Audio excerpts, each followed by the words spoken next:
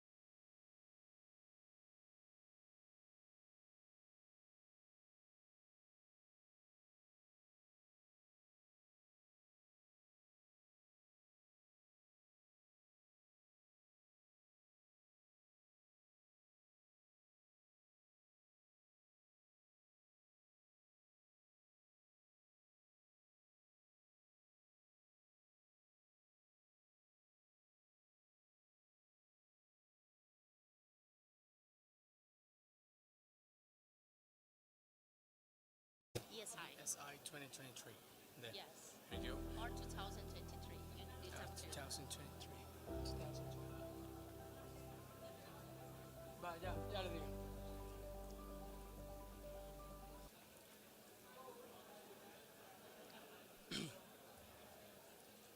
All right.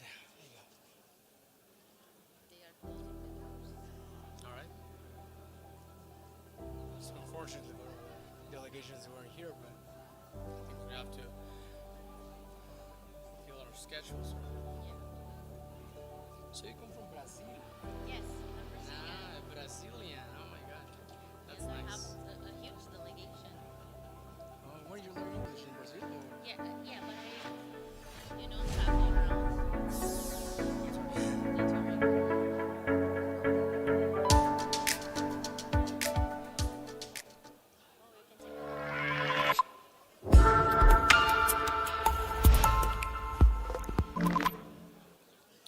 Hey there, amazing folks and fellow adventure seekers.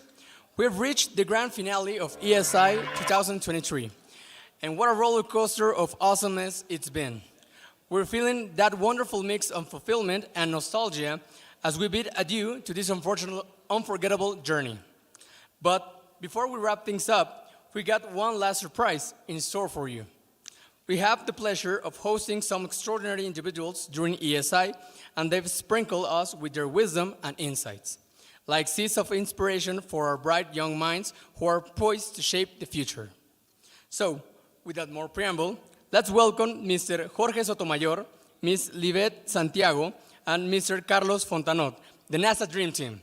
Get ready to be wowed by their upcoming Stellar Conference.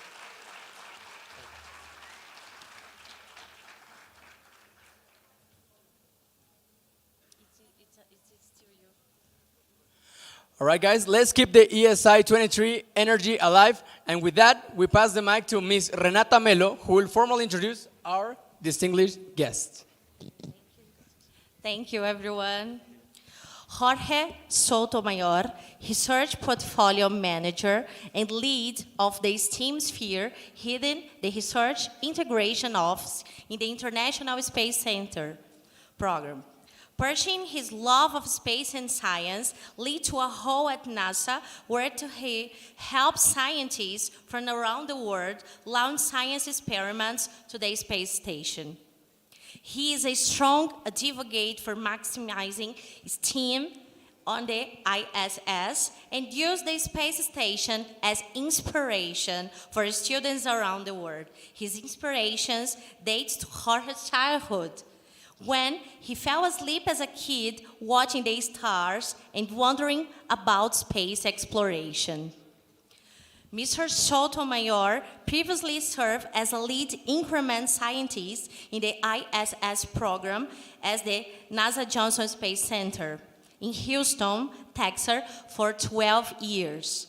In this role, he set the day-to-day priorities for the scientific investigations to be performed by the astronauts aboard the International Space Station. The international nature of his program had him developed research plans and coordinating science priority with his counterparts in Japan, Europe, and Canada.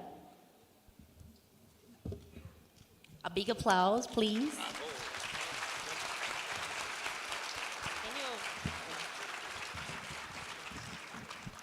Livette Santiago Cardona is an environmental engineer at NASA Johnson Space Center in Houston, Texas. She is the technical lead for the JSC Regulated Waste and Pollution Prevention Programs and co-chairs the JSC Greening and Restoring Award Grown Employees Research Group. Livette's work at the JSC Center's operation, directorates planning, integrating, and environmental offices enable environmentally sound mission success. Her passion for the NASA mission started during her summer internship at the NASA Glenn Research Center in Cleveland, Ohio, while studying engineering at the University of Puerto Rico in Mayagüez.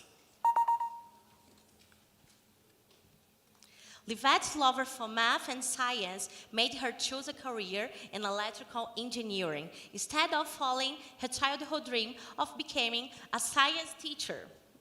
Her passion for the NASA mission, her love for the planet Earth, and understanding of the importance of the early technical education moved Livette to promote science, technology, engineering, and mathematics.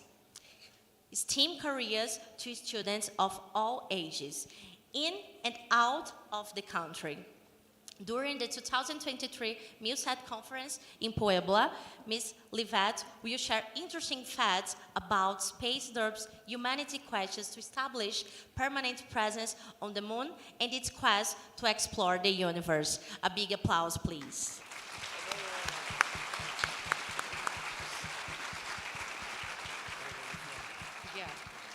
The last but not the least, Carlos Fontenot.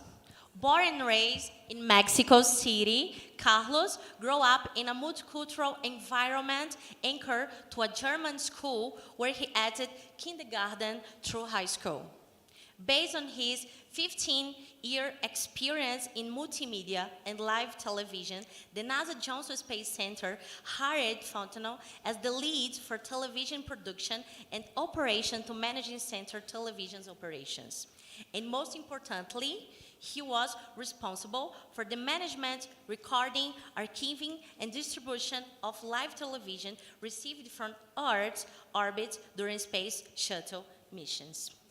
Carlos is passionate about expanding outreach regarding humanity's space flight achievements and opportunities with the global Hispanic community. A huge applause, please.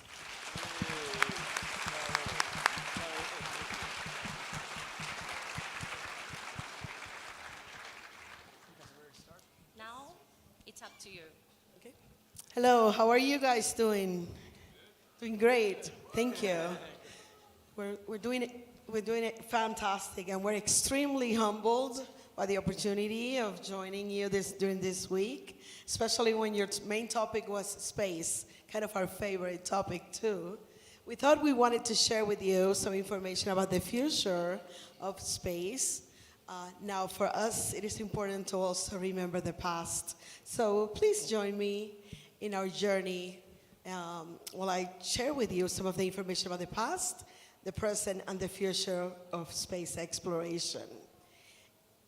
The past came to us 65 years ago. Well, NASA started 65 years ago when it was created. We just celebrated that. And the past has not always been what we call in Texas peaches and cream, right? It came with its share of success and also some very tough moments of failures. The moments that, or the events that didn't go as planned also kept us humble, and at the same time reminded us that we're just humans, right? We can always make mistakes. Those mistakes also strengthened us and gave us the strength to keep going and, of course, achieving even more. The success also reminds us that we can achieve what we set our goals to as long as we put our heart and hard work into that. So 65 years ago, NASA was created, and our main mission was to explore the universe and gain as much knowledge as possible for the benefit of humanity, of course. And our goals were very ambitious, of course. We started with small steps. Mercury was our first program. Our capsule was small. The technology needed a lot of work, and that capsule was for just one individual. And we learned a lot about ourselves, about the things we could achieve, of course. After Mercury, our next small step was Gemini. This time, the capsule was larger. We could have two astronauts in it, and it also set us on the right track for our biggest leap, our visit to the moon. And of course, we visited several times. 12 of our astronauts put steps on our satellite, and we learned a lot about what we could and could not achieve. after the Apollo program, we wanted longer duration missions. We needed to learn more, experience more, especially learn about how our body behaves in microgravity and in space if we wanted to go further. And of course, after 65 years, we just feel like we're just getting started. And the present looks bright and the future is even brighter, as we feel like we're just getting started. Thank you. Yeah, and yes, thank you, Livette. And as we continue the journey, of course, we have to talk about the space shuttle. The space shuttle, we had 5 different vehicles: the Columbia, Challenger, Discovery, and Endeavour. And as many of you are aware, Columbia and Challenger, they ended up in a tragic mission.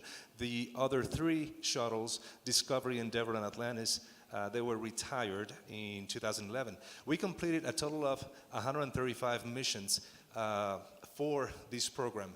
And this program was crucial to the assembly of the International Space Station. With the International Space Station, we required a total of 42 assembly flights. 37 of them were using the space shuttle, and 5 of them using the Russian vehicles. So I'm going to show you a little video, short video, that shows how that assembly went for the International Space Station.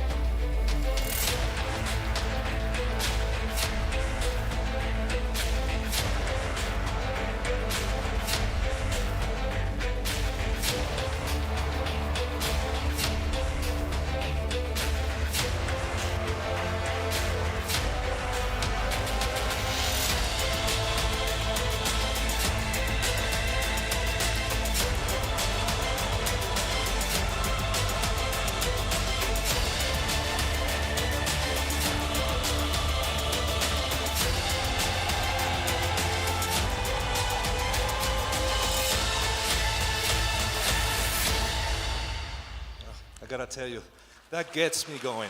You know, that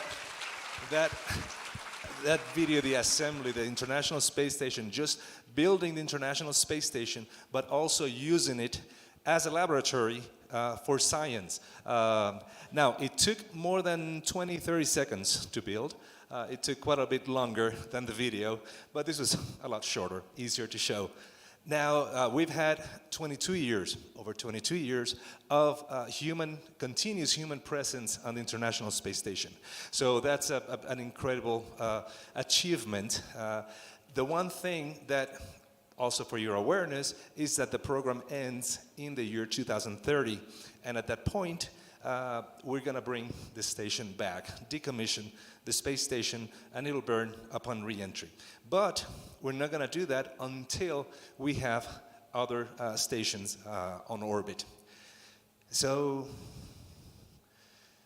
this chart gives you a little bit of an idea of the size of the International Space Station. And I realize this is an American football field, when we should be using a soccer field. So sorry about that, so sorry. But basically, they're about the same size, actually. So the International Space Station, with the solar rings span, it covers about the size of a football field. The internal volume where the crew members actually live, it's about 2 to 3 times the size of the Boeing 747. So it's about a 5-bedroom house. Then the International Space Station has been crucial. It's been actually a laboratory in space to test different technologies, to learn how the human body behaves.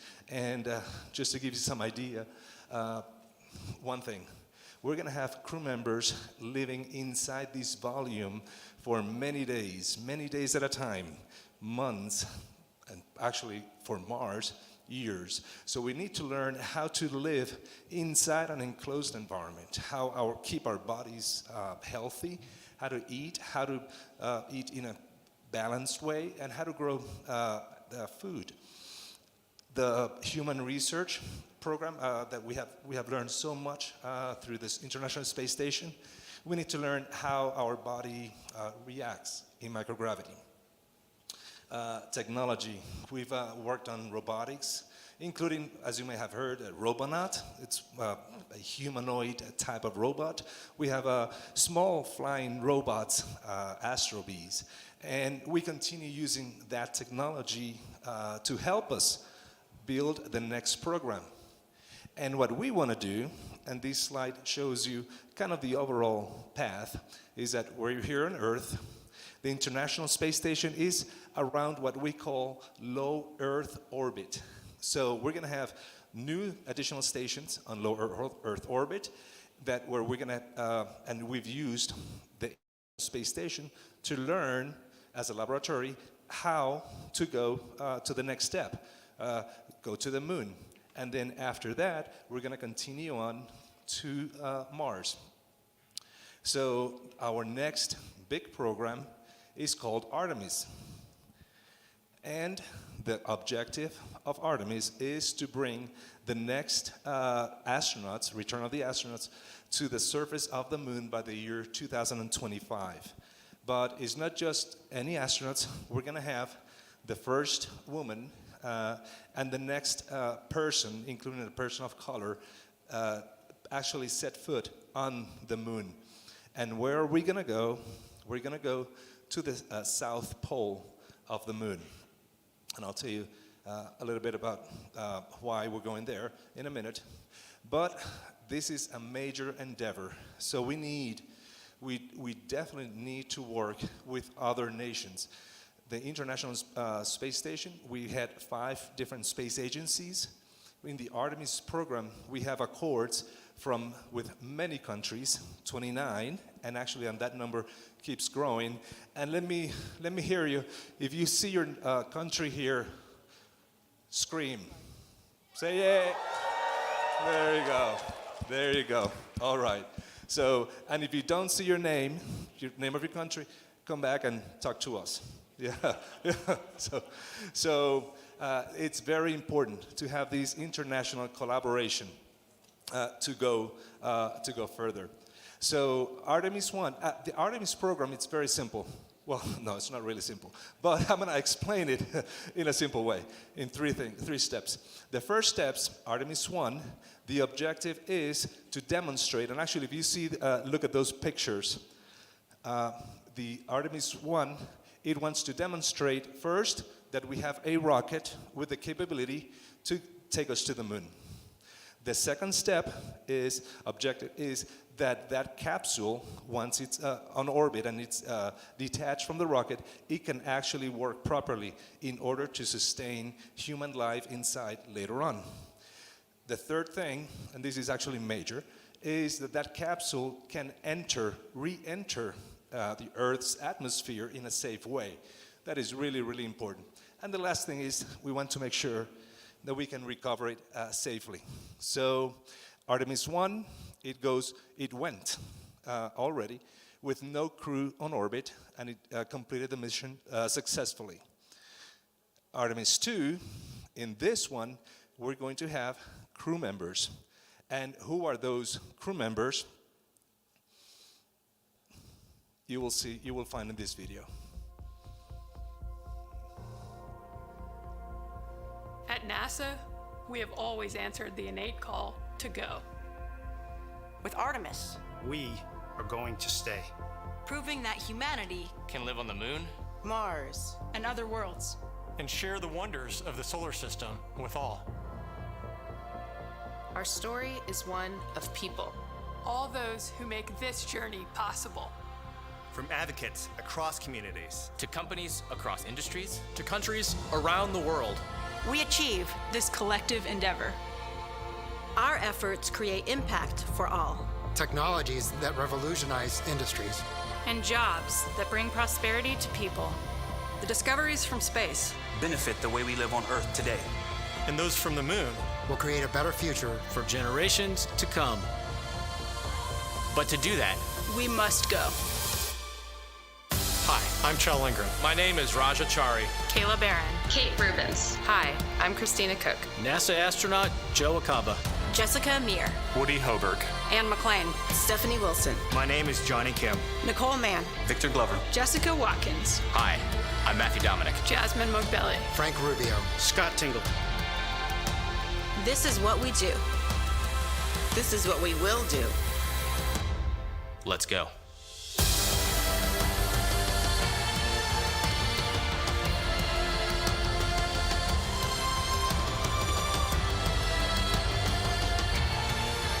We go to the moon to learn how to live on other planets. For the benefit of all.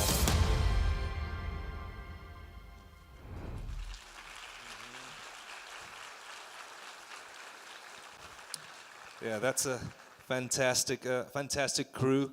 And actually, I've had the honor of working with many of these crew members, and they are just fantastic individuals. And actually, from a career perspective, they cover a very broad area in terms of education. From Joe Acaba, who is a teacher, a geologist and a teacher, and we have many engineers, medical doctors, you name it. We have all kinds of disciplines represented here. Now, that was they're called the Artemis class, but these four are actually the four crew members that were selected as part of the Artemis 2 program and will be going on that flight around the moon. They are not going to land on the moon, but they will go around the moon. And actually, as you can see here, we have astronauts from NASA, as well as an astronaut, Jeremy Hansen, from the Canadian Space Agency. So we have, here's some Canada. Yeah, there you go. There you go. So Jeremy Hansen, mission specialist, Reed Wiseman, the commander, Victor Glover, pilot, and Christina Cook, the mission specialist. So that was Artemis 2. Then Artemis 3 will actually take the crew members, not just around the moon, 4 of them. It will take them to the moon, and 2 of them will actually land on the surface of the moon. And I mentioned they're going to go to the South Pole. And why is that? Because there's evidence that there is frozen water on the South Pole.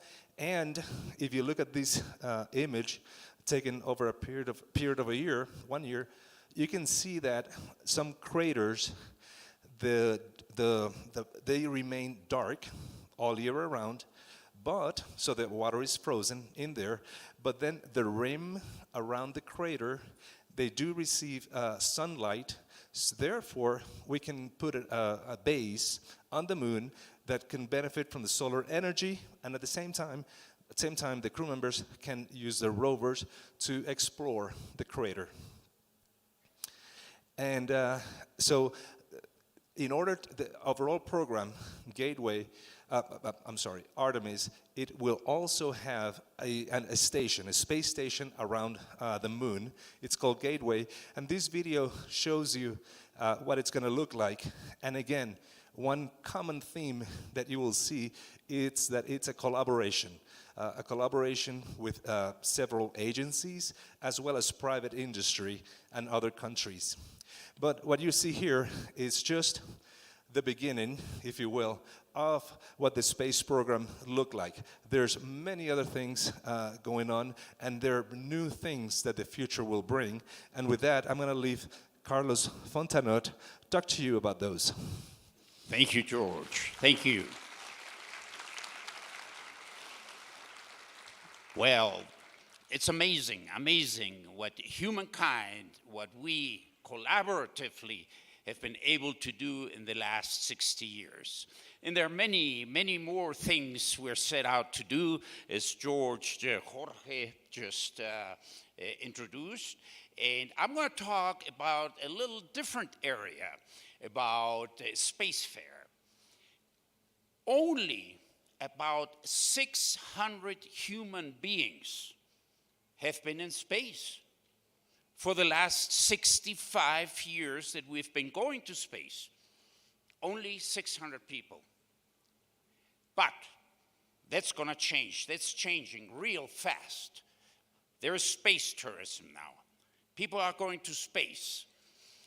There is suborbital space tourists, if you will, that are flying about 100 kilometers up where space starts.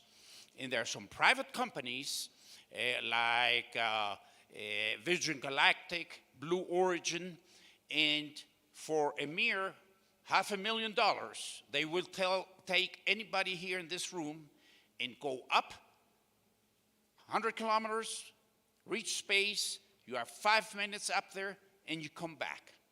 But you don't go around the world, the Earth, because that's much, much tougher. But it's the first step for people to start going, and we call this space tourism.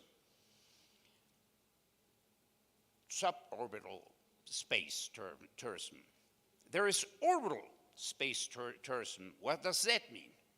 That you actually go around the Earth like an astronaut, but you don't necessarily are an astronaut. You have not been trained. But NASA, our Russian colleagues, have been taking folks that are trained to the space station. And our Russian colleagues started this in the year 2002, and we have had many tourists go to space. They're trained, and there are folks that are well known, like William Shatner, like Jeff Bezos, and many others. Other folks, China has a space station already. They're doing science, they're doing research, and there's possibility for the Chinese to also take private citizens up to space. So here, in the very short future, many more human beings are gonna go space. And when I look in this room, these young people, you will have more opportunities to go to space with one of these new space stations that are being built. For instance, commercial outfits, industry is building space stations. And we, NASA, are encouraging all of these commercial outfits to go space. There is an outfit called Axiom Space that was founded about 10 years ago. And we're collaborating with them. And we're gonna allow them, through a contract that we signed, to dock an element to our space station. We're gonna open the hatch. We're gonna provide them with electricity, atmosphere, water, etc. And that element is coming to space like in a year, a little over a year. And then Axiom is gonna start building onto this element until they have their own station. And by the time we leave space, as Jorge just told us, they will have their own commercial space station. We, NASA, are getting out of lower Earth orbit. Why? Because we have bigger and better and much further away things to do. We're going back to the moon. We're going back to Mars. We're going to explore, because humankind, we are the explorers. Other space stations are coming online. Orbital Reef, and they are planning to be in space the second half of the 2020s, and they will give other businesses opportunities to come to their station. It's like a reef under the sea, but they'll put it in space.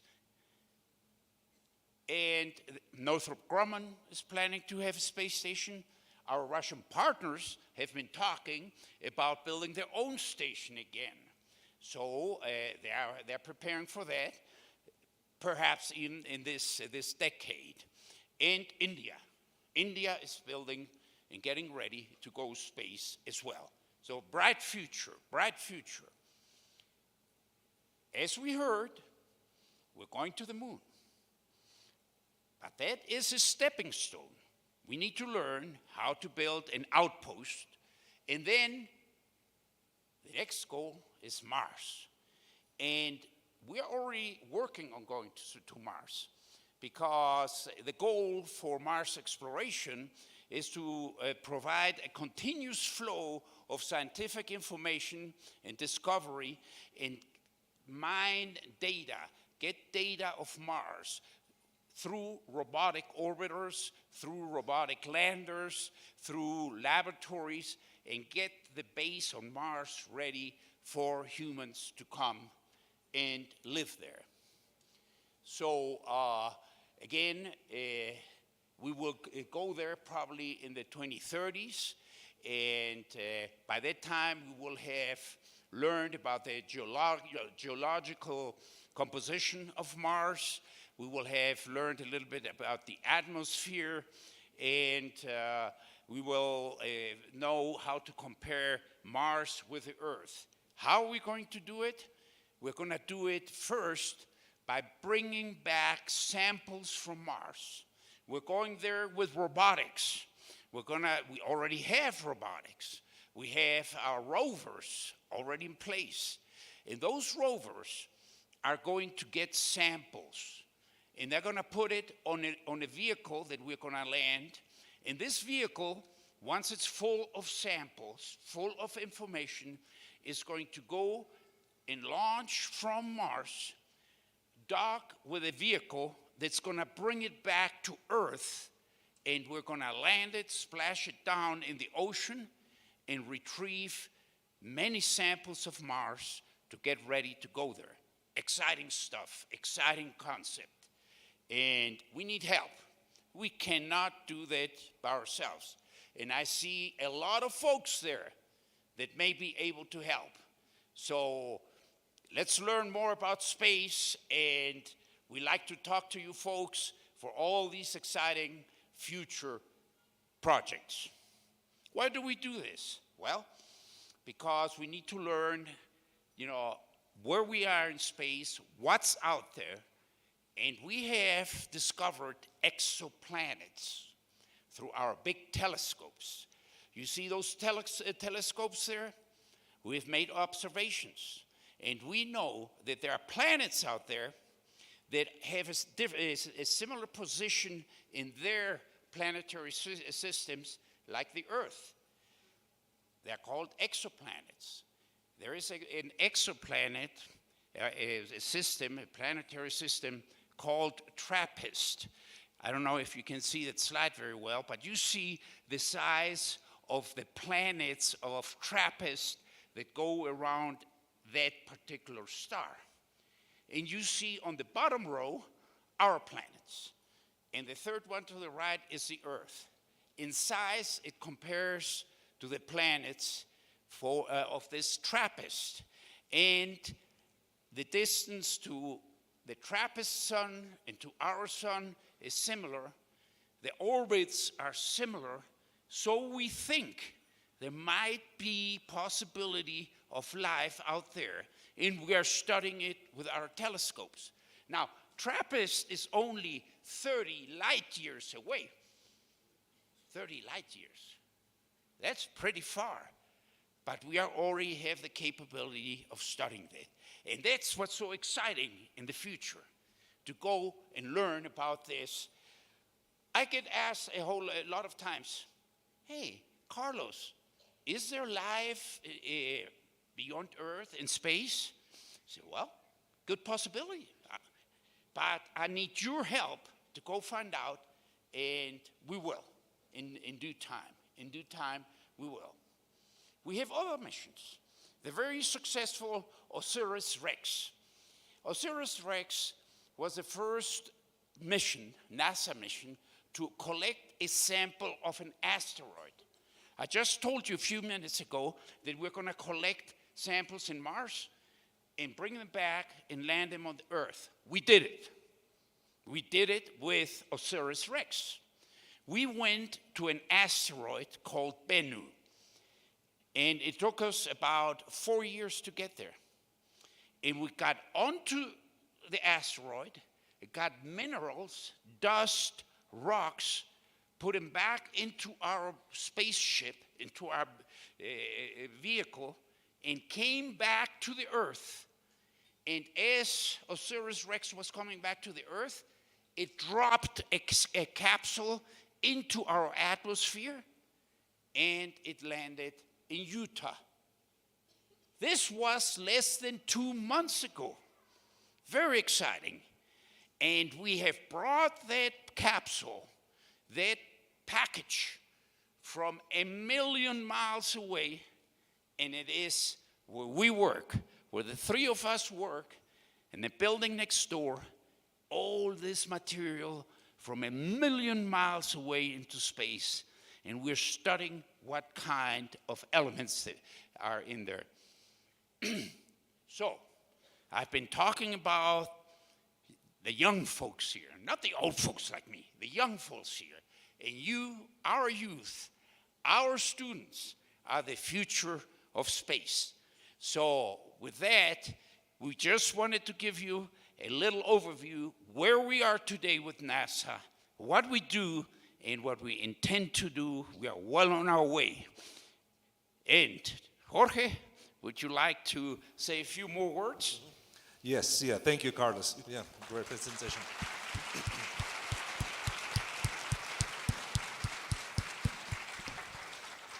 Yes, and one thing that I wanted to point out is that as you already saw when we started with the Apollo program, that was NASA working on its own.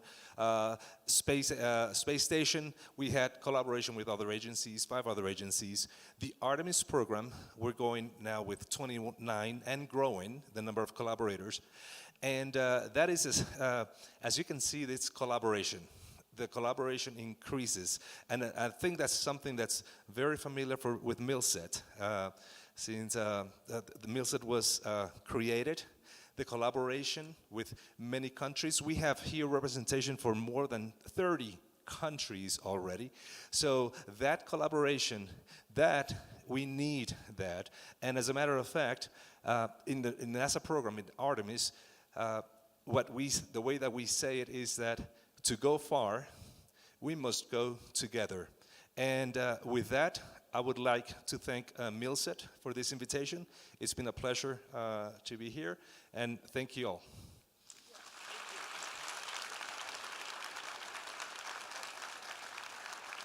It's on. Thank you.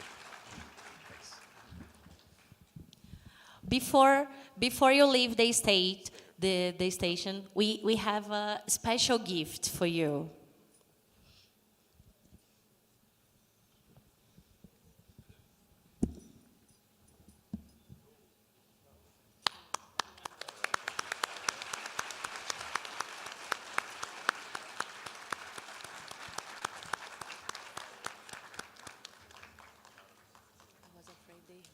Thank you.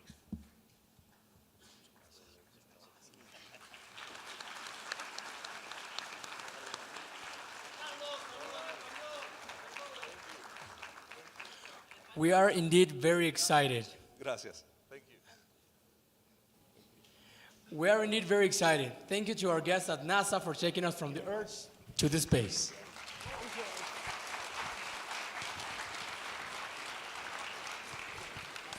And now, I would like to invite to the stage to Mr. Roberto Hidalgo Rivas, MILSET President, Red Coordinator at ESI 2023 Director.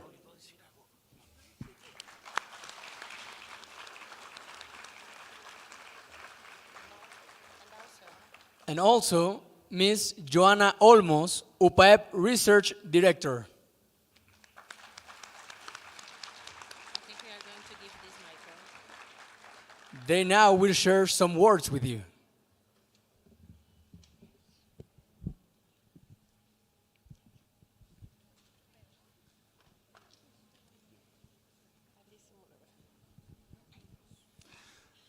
Hello, everybody.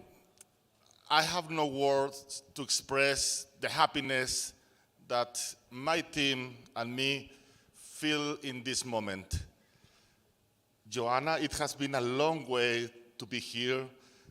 Big planning, big work for many people that it is backstage.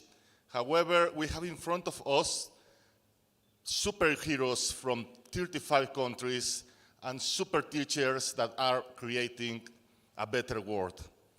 So we are really, really happy that you can get to arrive to Puebla City for the MILSET International Expo-Sciences 23. Let me explain a little bit how MILSET create fantastic stories. 32 years ago, an ESI was held in Prague, in Czechoslovakia. Yes, now Czech Republic, of course. In the beautiful city of Prague. And I had the opportunity to be there when I was 15 years old. But also, some other Mexican people was part of this fantastic journey. In that delegation, it was a very small kid, it's a lady of 8 years old. 32 years after, I received a message some 2 or 3 weeks before the ESI. And this small kid now is a PhD in biology. It's working in research, and she was part of that delegation. And she's here. Eunice, please, if you are here, come with us. Eunice.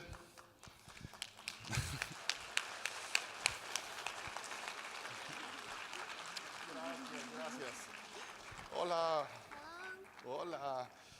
So we were part of that delegation in 91 ESI. Now we have a very proud biologist, and this is how MILSET is changing life. Welcome to the ESI again. That's a very big surprise. Yeah. You want to present your kit? Well, hi everybody, I'm so excited. I thought a few weeks ago that this experience wasn't even exist now in these days, and I was searching in the internet, like just googling and wondering if this is still occurring, existing, and surprised that it's held in Puebla in 3 weeks since I was just googling it, and I couldn't believe it, and I wrote to Roberto, and I'm here, and I'm so excited to see you all guys so from different countries, and be able to teach my kid and involve my kid that is 7 years old. Hello, my name is Anwar, and this is my mom. So congratulations to all. I'm so happy to see you in my country and to know that these incredible experiences for young kids are going on. So fantastic. Fantastic. Muchas gracias. Qué sorpresa tan grande. Felicidades. Thank you. Muy bien. Thank you. Con cuidado. So that is MILSET. MILSET is creating great stories, and 1,000 of kids has been participating in the regional, in the international, in the YCC, in the MILSET photo contest. So thank you, MILSET, for being possible, changing lives. It changed my life, it changed your life. I am sure that when you will back to your country, your vision will be different. We continue with this amazing event. Thank you very much.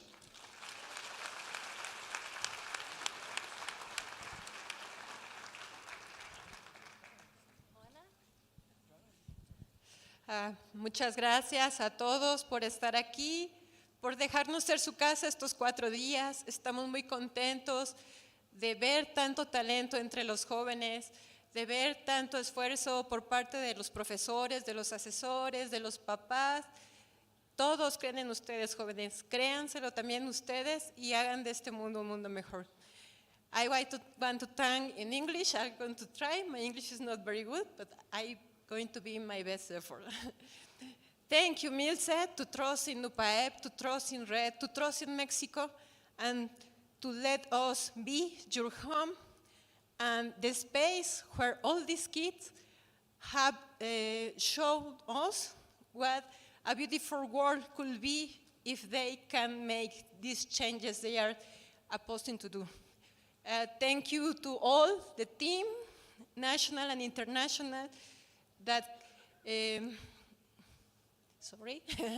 that could be able to make this great heaven. Thank you very much to all, and I want to give you a very big hug in name of UPAEB community and UPAEB authorities. Thank you very much.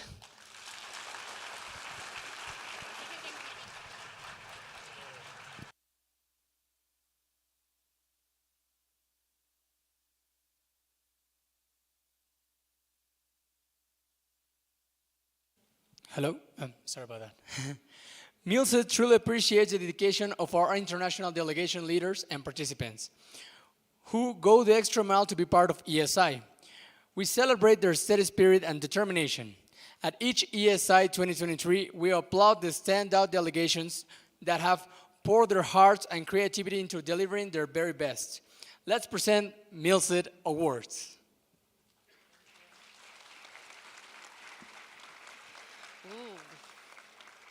First, I'd like to invite to the stage Ms. Dries Lauridi, MILSET Treasurer, to give the Henrique Padilla Award.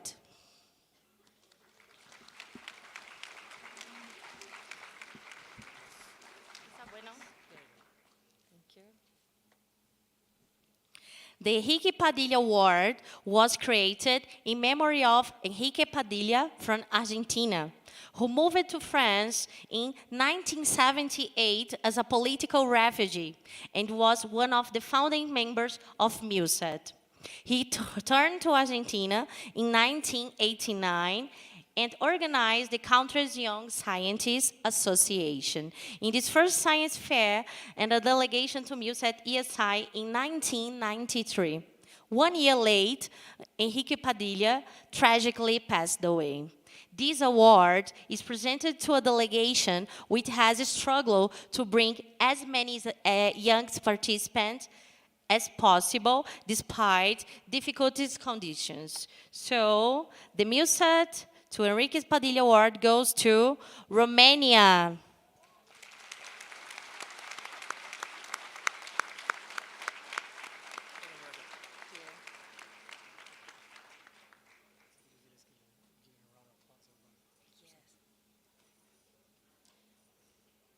A huge applause, everybody.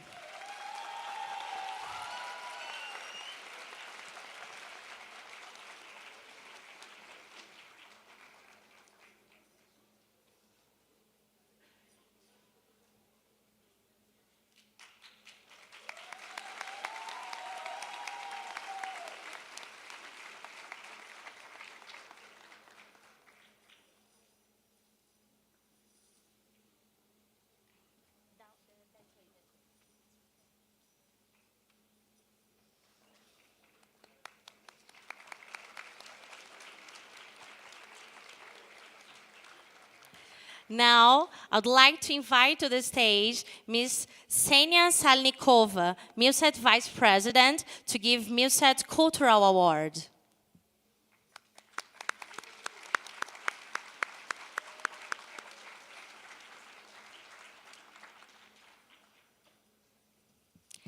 As you know, we have 2 awards on this category. MILSET Cultural Award is presented to the delegation whose performance during the MILSET cultural event showed preparation, practice, and the full participation of the delegation while reflecting the unique culture of the country. And the MILSET Cultural Awards on the presentation on the stage goes to delegation from Brazil, from FENACIT and Movimento pela Ciência e Aprendizado do Brasil.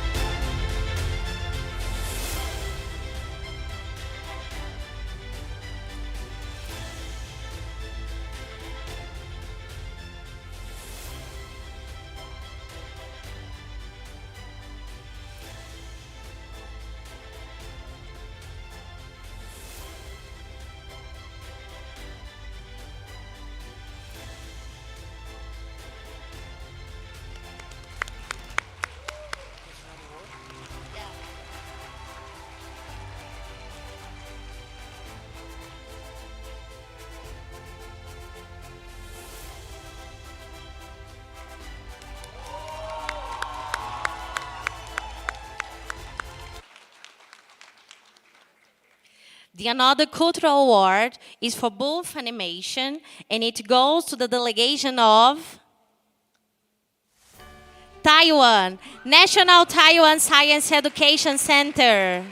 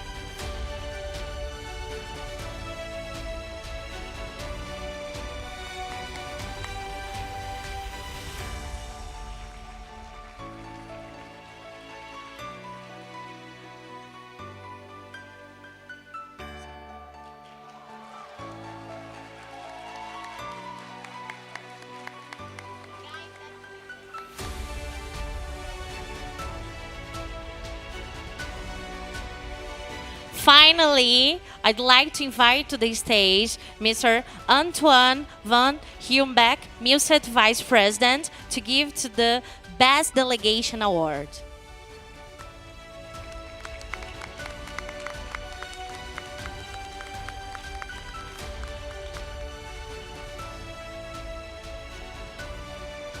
This award is presented to a delegation to recognize, among other qualities of the delegation, their exemplary behavior on their openness toward other cultures. And the MILSET Cultural Award goes to Canada, Youth Science Canada.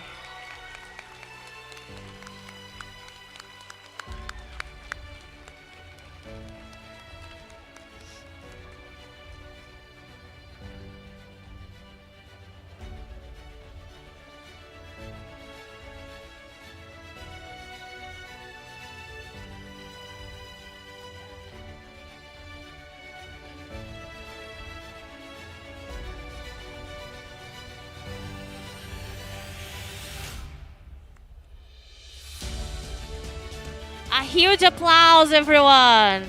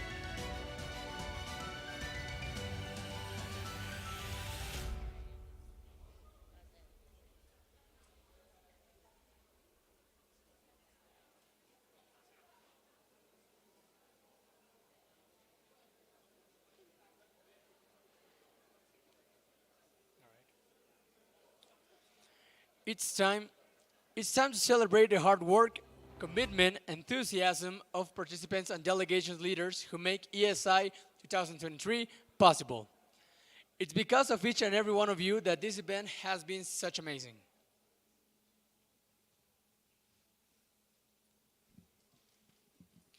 We are here to applaud and acknowledge your great work. So, when you hear your organization's name, we'd love to see you join us on the stage for well-deserved recognition.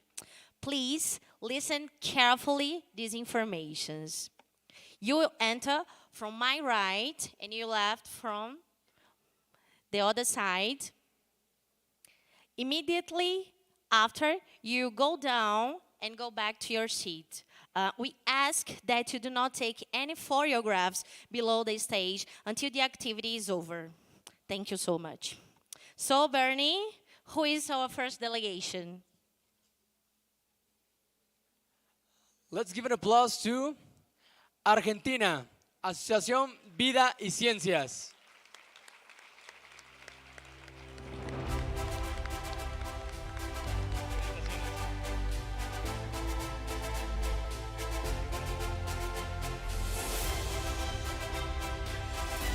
Let's give a round of applause for Argentina Red Citeco, Asociación Civil Red Argentina de Ciencia.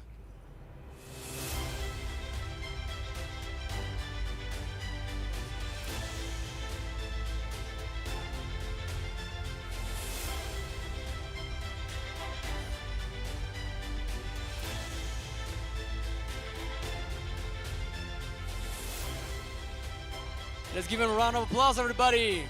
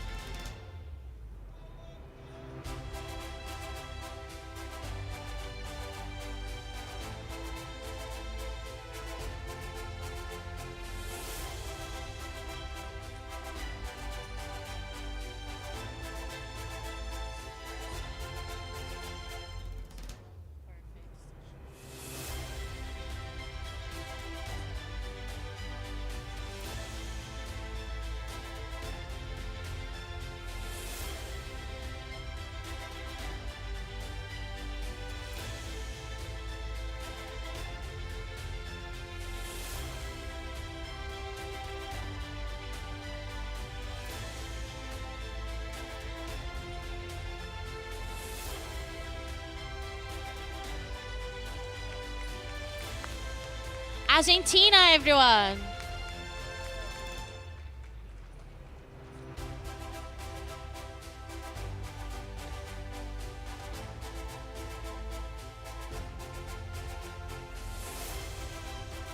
Let's continue. And the next delegation from Belgium, JSB.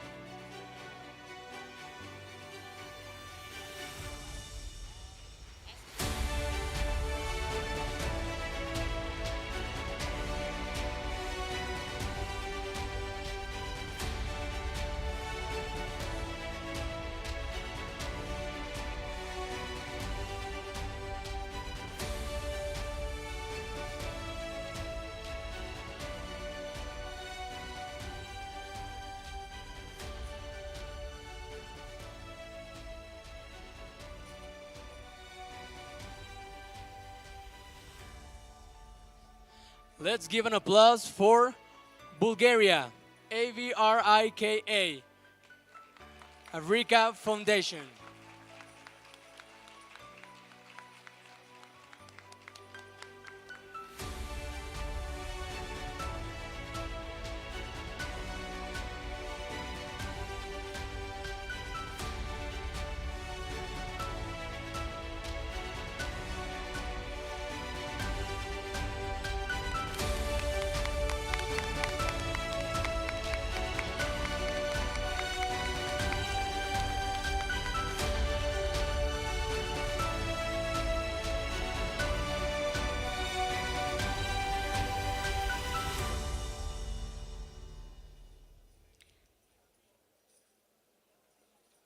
Now, from Brazil, FENECIT, Feira Nordestina de Ciências e Tecnologia.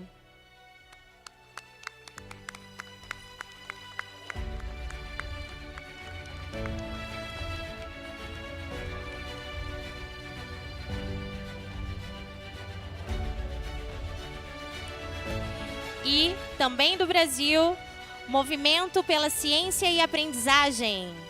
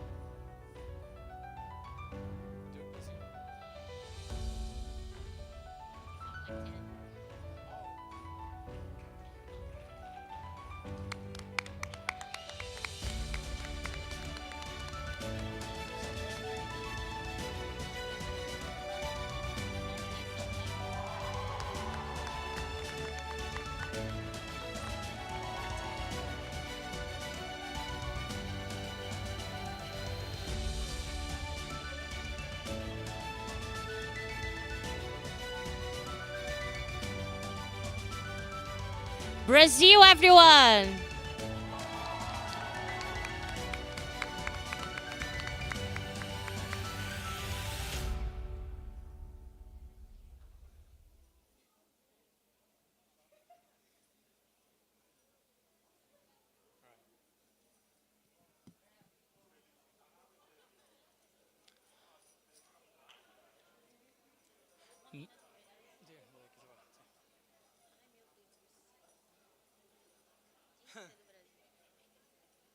That's okay. It's great. They're kids.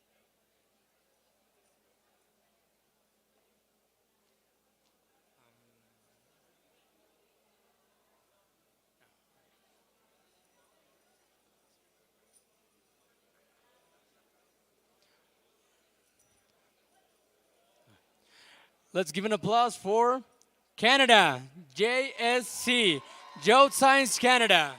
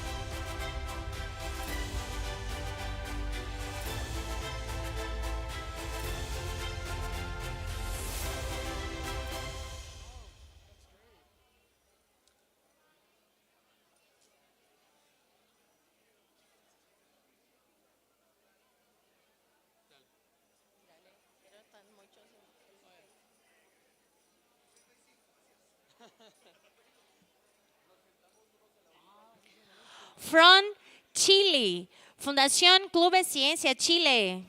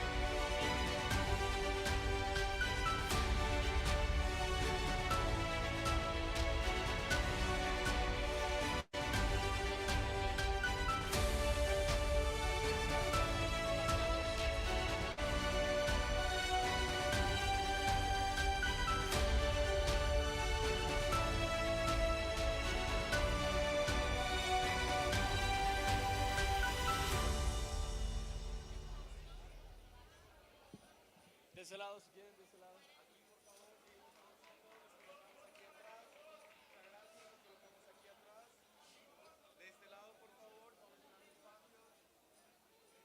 Así, si no los más grandes que están un poquito más para atrás. Y ya dejan al lado.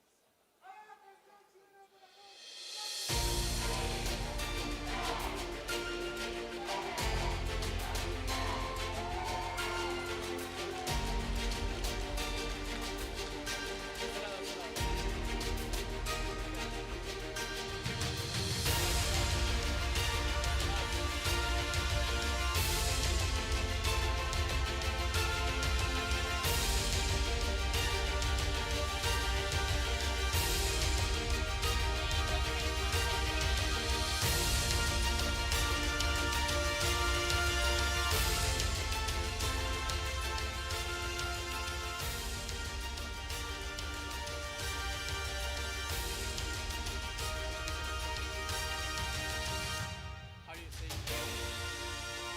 Não tire foto. Don't tire foto. Yeah. Vale. Não saca Brasil, lá. campeão do mundo de futebol. Yes. That's the only thing I can say in Portuguese. Alright, there you go. Es que son muchos, sí que se van. Sí, nos ponemos a esperar. Estamos como que en una buena hora. Ok. Vale.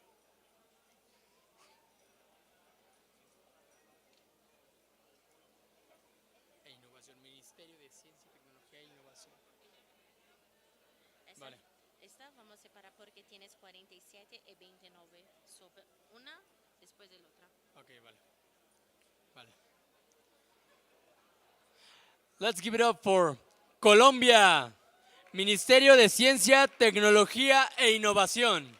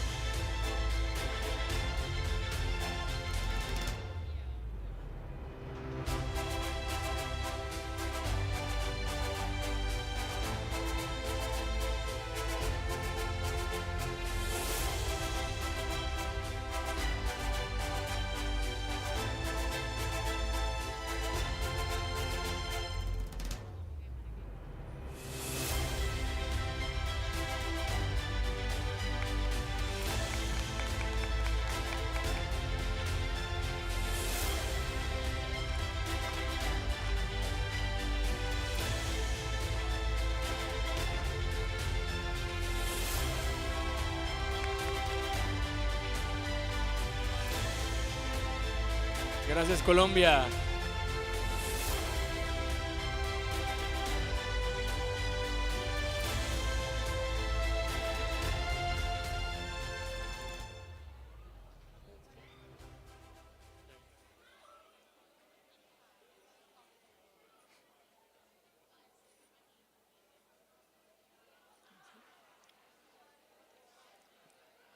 Now let's give it up, guys, for Red Colombiana de Semilleros de Investigación, Colombia.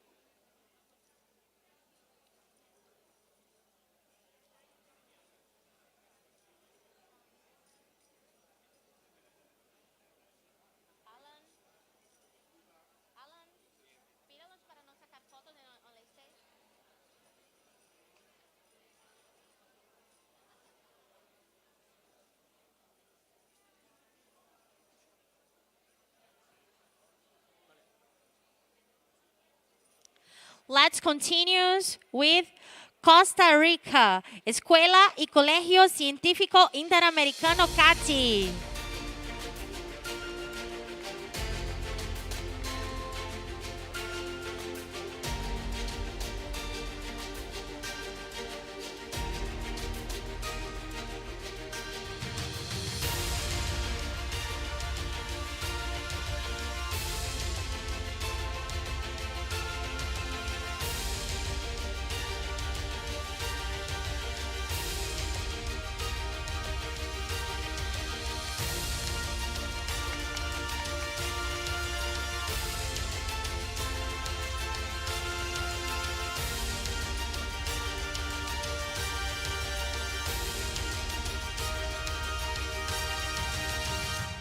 Let's give an applause for Czech Republic, AMD.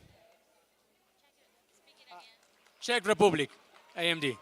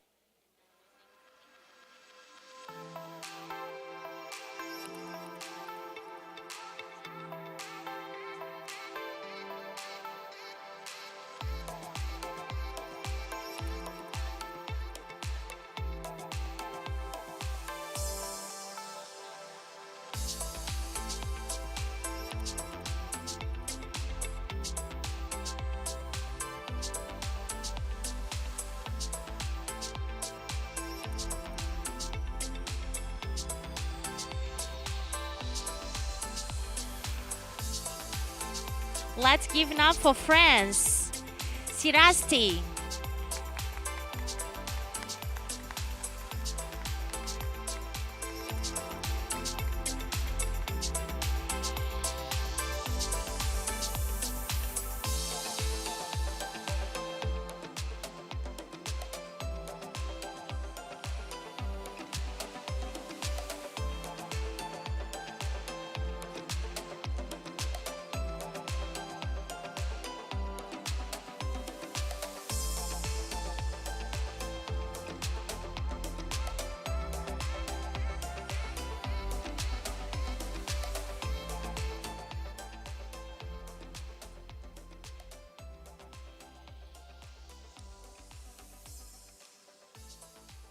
Now let's give it up for Germany, LJBW.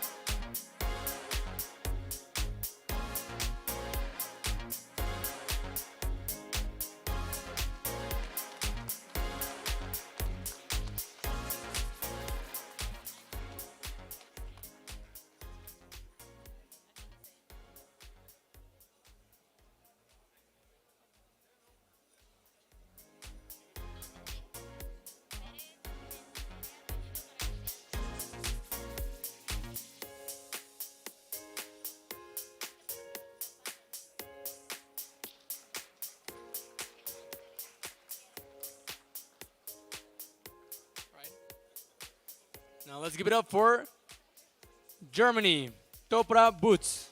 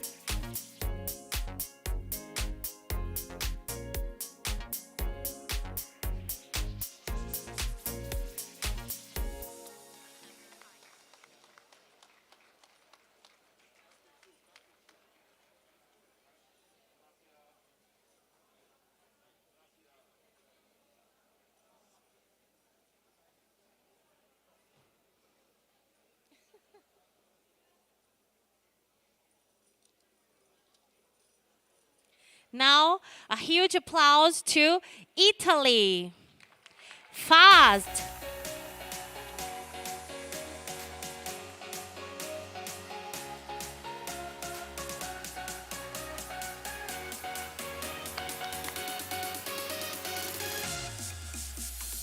And MCL.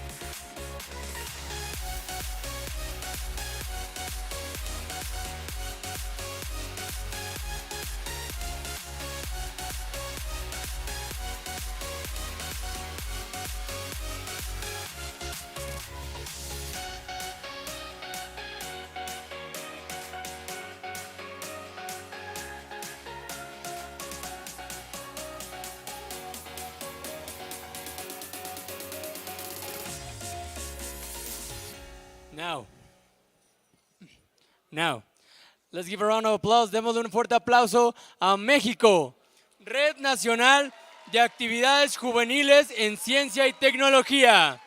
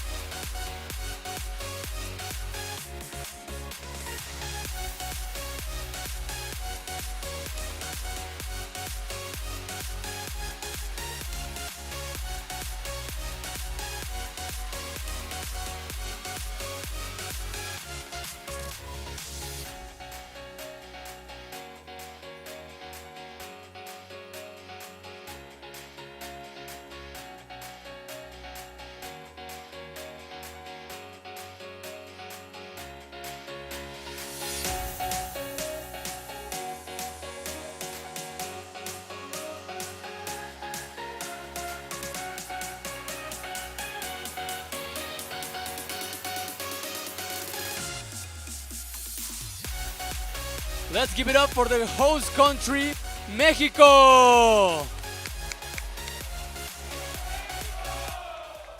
Felicidades, México.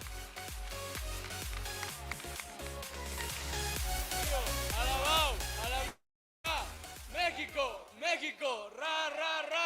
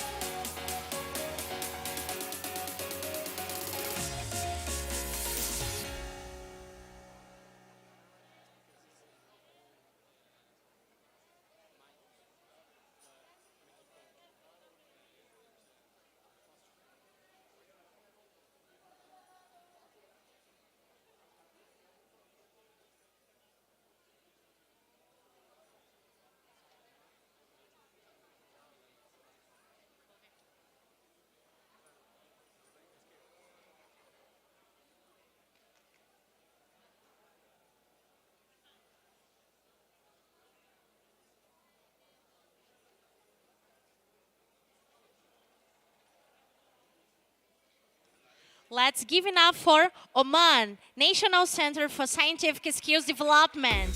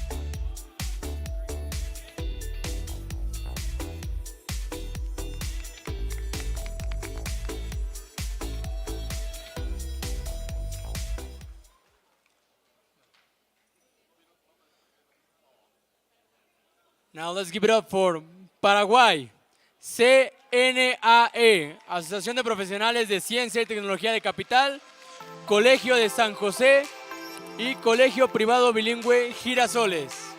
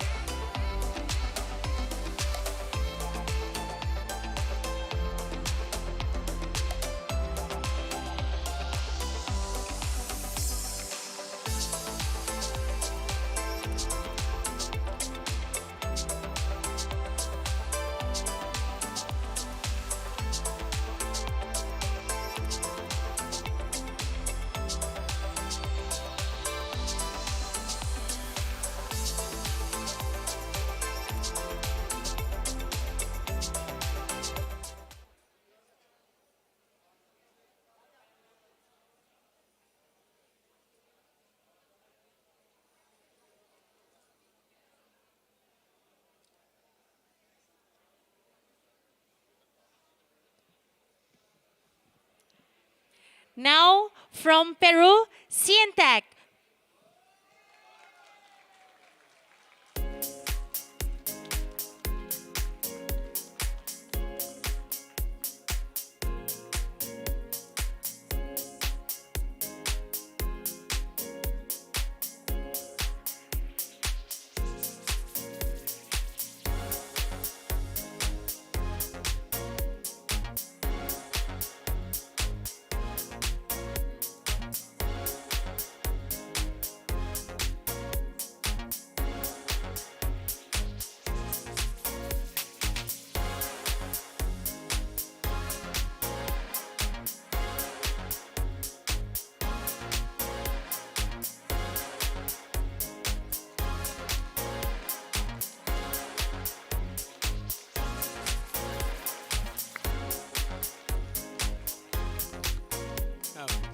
Let's give it up for Portugal.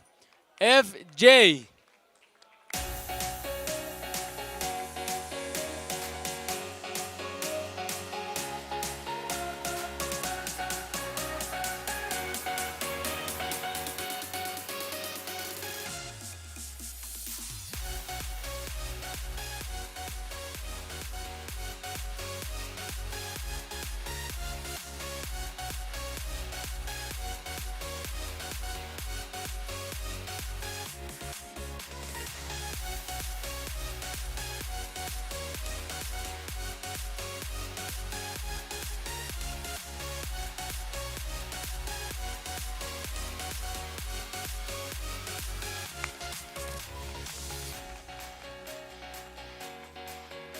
Now, from Puerto Rico, Jóvenes Científicos de Puerto Rico.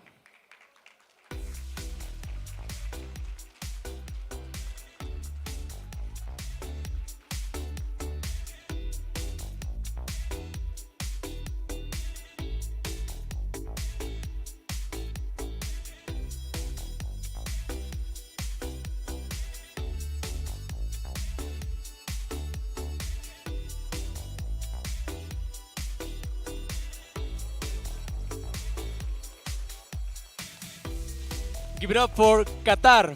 QSC. Qatar Science Club.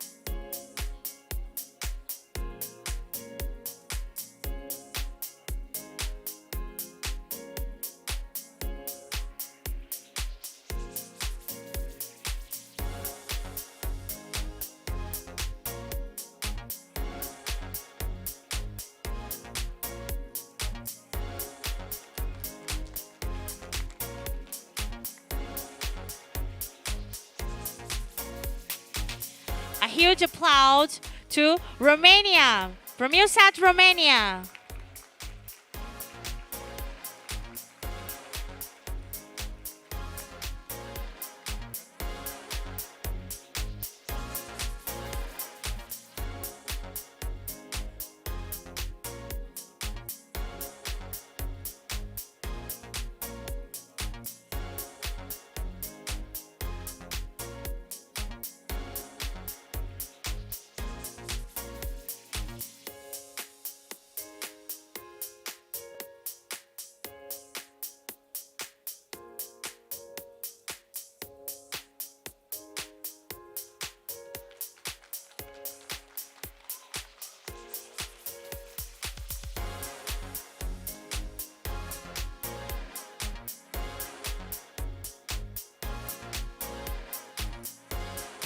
Let's give it up for Russia, All Russia Movement of Creative Teachers, researcher.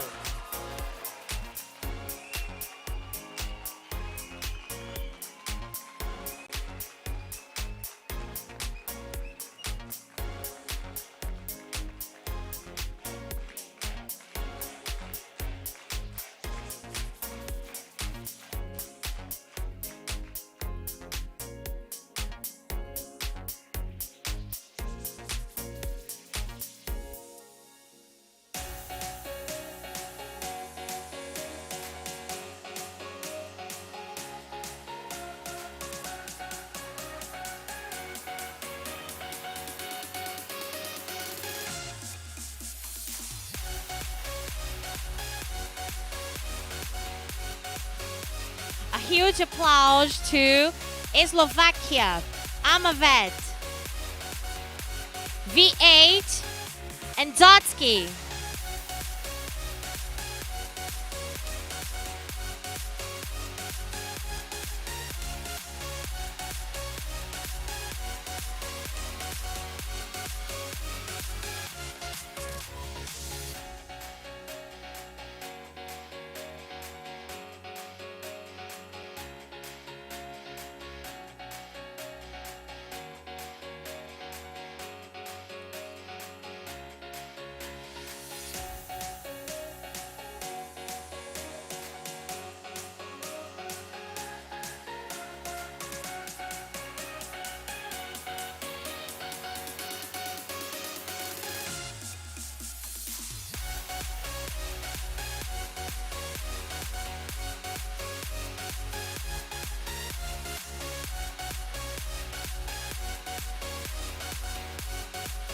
Now we have Slovenia,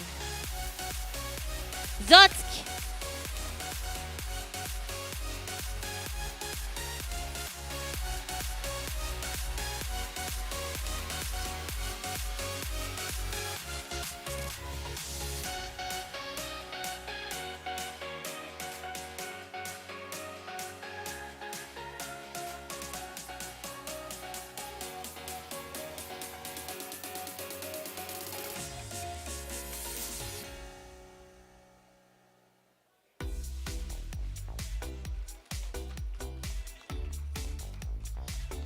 Let's give it up for Spain, Inice y Magma. Fuerte el aplauso para España.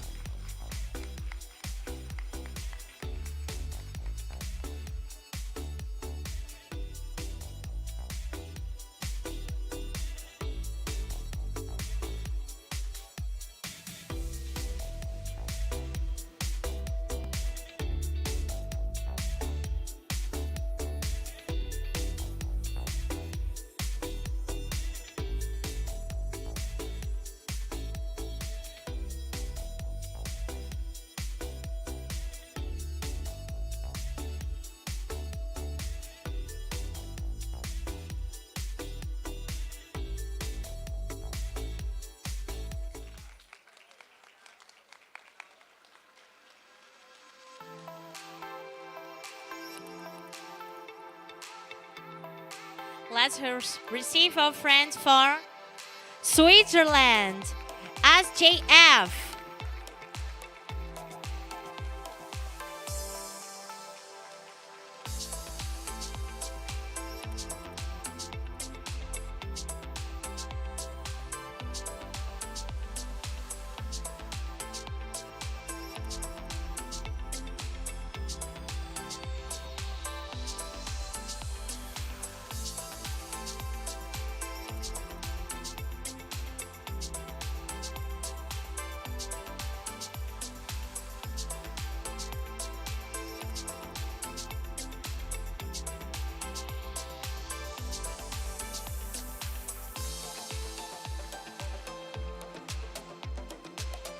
Let's give a round of applause for Taiwan, NTSEC, National Taiwan Science Education Center.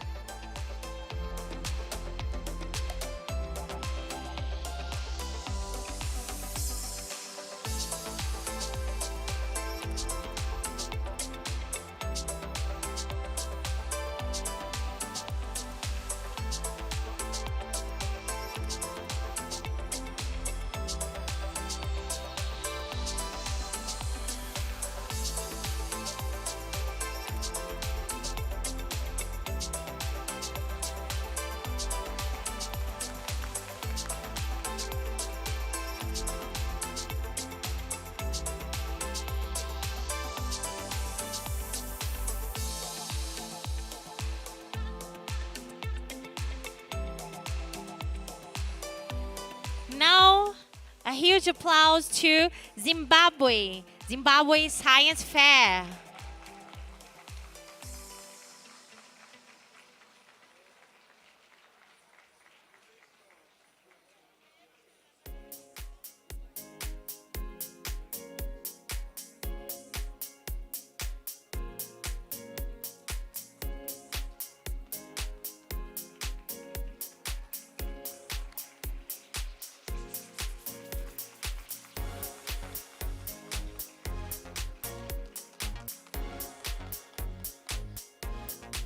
Just a reminder to all, to all assistants, if you want some memorabilia from this event or from the university that is host from this event, you can check it out right out the back. We have a stand where you can take with 20% discount in your memorabilia from ASI.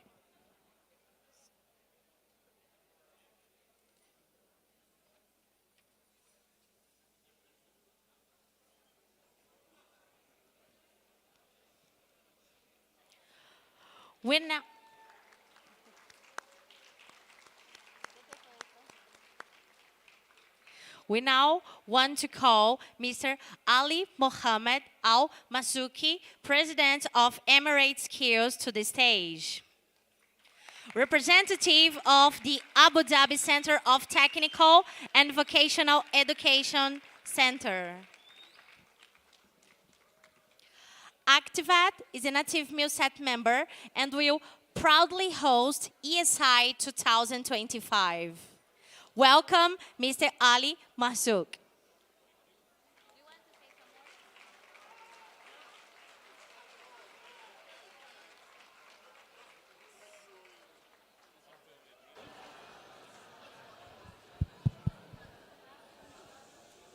Well, thank you so much. I'm very honored to be here in Puebla, Mexico. I'm really happy to see all the countries, the delegations. I really enjoyed the projects. I was here for a short time, but I saw a few of them. I think I want to really welcome everybody to Abu Dhabi in 2025. Everybody's welcome. I want to have the biggest event. And I think with the help of the MILSET and the executive committee, we will make it. Thank you so much. Thank you. Thank you.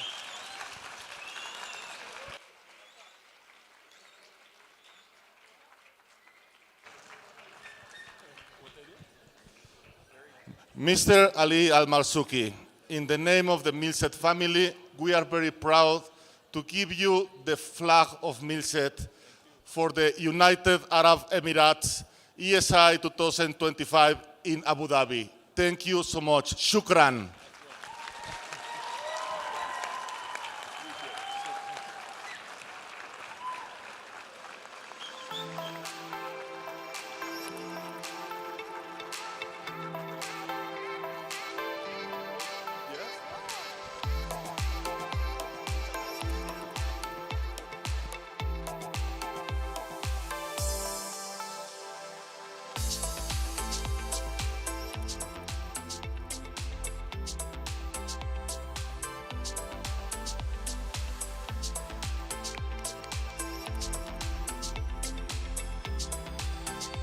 Let's give an applause to the ones who made this event an unforgettable experience for all of us. Now, it's time to bring forward the organizing committee and the amazing volunteers who ensured our warm welcome in this wonderful country. So please, step forward as we capture this special moment with a group photo. Come here, guys, come here. Thank you again to all the volunteers and the organizing committee for this amazing experience held in Mexico.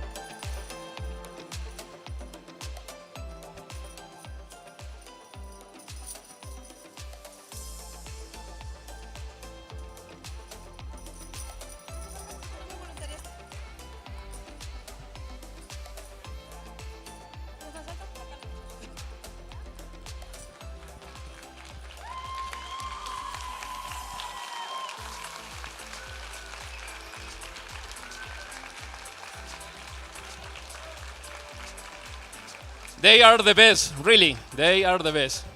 So, I need...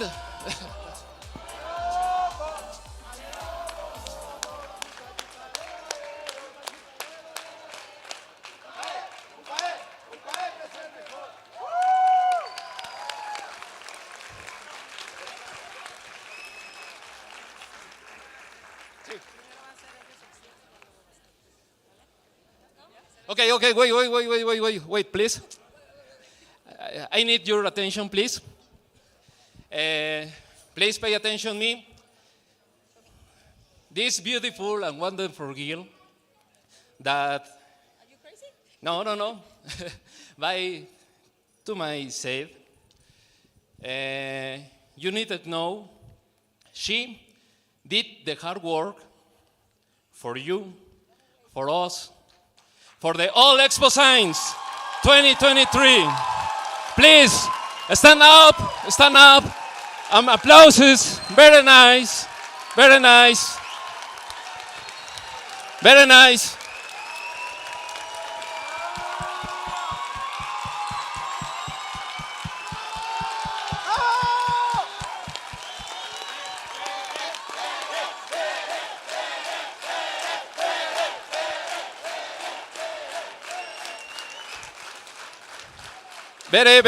Thank you so much. You are the best. Thank you so much. Yeah. Very is the woman of the Expo-Sciences International. No. They are so kind and they are so humble. The hard work has been done, but all these guys that every day come with you, help you at any time. So thank you so much to all of you. All of you, you are my family. Thank you.